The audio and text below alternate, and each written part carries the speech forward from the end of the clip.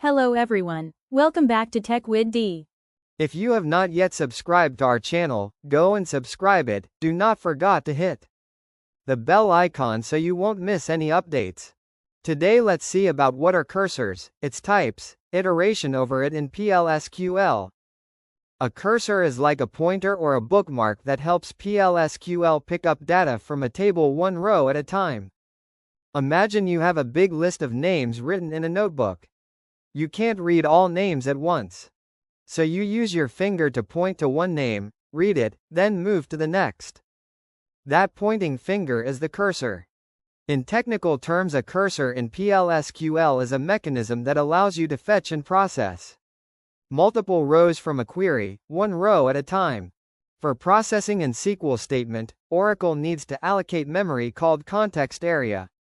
A cursor is a pointer to this context area, and the set of rows the cursor holds is referred to as active set. There are two types of cursors in PLSQL, implicit cursor and explicit cursor. An implicit cursor is a built-in automatic cursor that Oracle creates on its own whenever you run a SQL statement in PLSQL. It's like Oracle's automatic pointer that handles fetching data for you without you having to create or control it. Few of the cursor attributes are displayed on the screen. %found returns true if an insert, update, or delete statement affected one or more rows, or a select into statement returned one or more rows.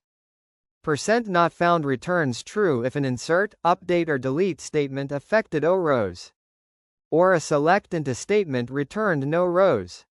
%is open return true for explicit cursor if the cursor is open.